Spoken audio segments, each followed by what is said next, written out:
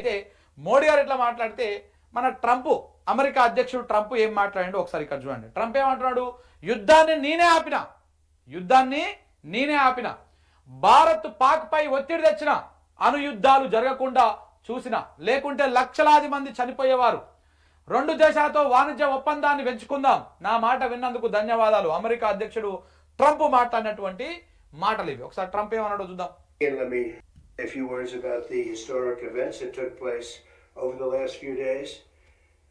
On Saturday, my administration helped broker a full and immediate ceasefire, I think a permanent one, between India and Pakistan, ending a dangerous conflict of two nations with lots of nuclear weapons, going at it hot and heavy, and it was seemingly not going to stop.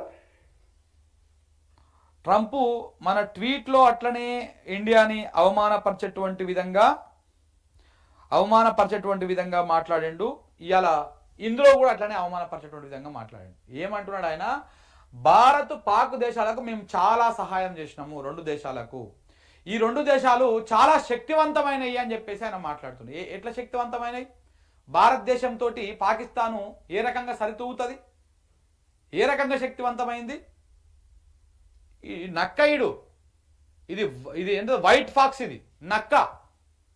చాలా America రాజకీయము కుట్రాజకీయం ఉంటుంది, గుర్తుపెట్టుకోండి. నక్క జిత్తుల రాజకీయం ఉంటుంది అమెరికాది. అమెరికాతోటి దోస్తానం మంచిది కాదు, అమెరికాతోటి దుష్మని మంచిది కాదు. వీళ్ళను వాడుకొని కూరలో కరివేపాకు లెక్క తీసి పడేయాలి. ఎట్లయితే యూరోప్ దేశాలు పక్కన పడేసాయో, ఎట్లయితే రష్యా కానీ మిగతా దేశాలు కానీ అరే నువ్వు నా దరిదాపులకు కూడా రాక తెల్లవాడని నేసి పడేస్తా అని చెప్పేసి ఎట్లయితే వాళ్ళు వార్నింగ్ ఇచ్చిర్రో ఆ రకంగా వీళ్ళను కూరల కరివేపాకు లెక్క తీసి పడేయాలి అమెరికా బ్యాచ్ని. ఇది చాలా డేంజర్. ఇది నక్క జిత్తుల రాజకీయం. ఇది పెద్దన్న ఏం కాదు. ఇప్పుడు పెద్దన్న పాత్ర ఏంటో కోల్పోయింది. వీడు చెప్తే ఇవాళ చైనా వాడినాడు, వీడు చెప్తే ఇవాళ రష్యా వాడినాడు, ఎవడినాడు వీడు చెప్తే ఈయనకీడే పెద్దన్న అని చెప్పేసి ఫీల్ అయిపోతా ఉంటాడు. మరి మన మోడీ ఎందుకు ఇంటున్నాడో అర్థం కాదు. ఈయనేం పెద్దన్న ఏం కాదు. వీడు బ్లాక్ మెయిలర్. అమెరికా అనేటోడు బ్లాక్ మెయిలర్. సో కాబట్టి ఏమని బ్లాక్మెయిల్ చేసిండు? మీరు ఇద్దరు శక్తివంతమైనటువంటి వాళ్ళు, మీ ఇద్దరి దగ్గర అణ్వాయుధాలు ఉన్నాయి, మీ ఇద్దరి దగ్గర అణుబాంబులు ఉన్నాయి, కాబట్టి మీరు ఇప్పుడు యుద్ధం ఆపకపోతే మీ ఇద్దరితోటి మేము వ్యాపారం పనిచేస్తామని చెప్పేసి బ్లాక్మెయిల్ చేసిండంట. ఒకటే చెప్తాను డైరెక్ట్గా, ఇగో ఈ గొడవలు ఆపకపోతే రెండు దేశాలతోటి మేము వ్యాపారం చెయ్యము అని చెప్పేసి చెప్పాం. వారి గొడవలు ఆపేసిరంట. బ్లాక్మెయిల్ చేసినా నేను అని చెప్తున్నాను డైరెక్ట్గా. మన మోడీ గారేమో మేము ఆపలేదు, మేము ఇది చేయలేదు, మోడీ చెప్తే మేము వింటామనేమో మోడీ గారు చెప్తా ఉన్నాడు. ఇక్కడ ఈ జిత్తుల మారిన అక్క అమెరికానేమో ఏం చెప్తున్నది? బిడా మీరిద్దరు యుద్ధం ఆపకపోతే మీ ఇద్దరితో మేము వ్యాపారం చెయ్యము అని చెప్పేసి అమెరికా చెప్తుంది. చల్ దొబ్బేరా చేస్తూ అయిపోతుంది. చల్ దొబ్బే అని చెప్పేసి మన ప్రధాని వాడిని లెఫ్ట్ లెగ్గుతో లాగితే అంతే అమెరికా వాడు పెత్తన వేడ ఉంటుండే, మొక్క వేడ పెట్టుకుంటుండేవాడు. ఇప్పటికే చైనాతో వాడతలేదు, దానికి రష్యాతో వాడతలేదు, ఎవరితో వాడతలేదు, ఏడ ఉంటుండే. కానీ మనోడు భయపడ్డాడు. అది ఎందుకు భయపడ్డాడో తెలియదు, దేనికోసం భయపడ్డాడో తెలియదు. భారత్ పాకు రెండు చాలా శక్తివంతమైనవి అంట. ఇక్కడ మనల్ని అవమానపరుస్తా ఉన్నాడు ట్రంప్. పాకిస్తాన్తో మనల్ని పోలుస్తున్నాడు చూడు, అక్కడ మనల్ని అవమానపరిచినట్టే. పాకిస్తాన్ తోటి ఇండియాకు పోలికేంది చెప్పు?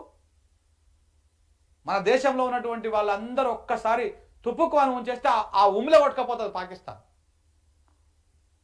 వాళ్ళ కథ ఎంత, వాళ్ళ భూభాగం ఎంత, మన భూభాగం ఎంత, వాళ్ళ సంపత్తి ఎంత, మన సంపత్తి ఎంత, మన దేశ శక్తివంతం ఎంత శక్తి, వాళ్ళది ఎంత, మనకు వాళ్లకు పోలిక పెట్టేసి రెండు శక్తివంతమైనటువంటి దేశాలు అని చెప్పేసి చెప్తా ఉన్నాడు.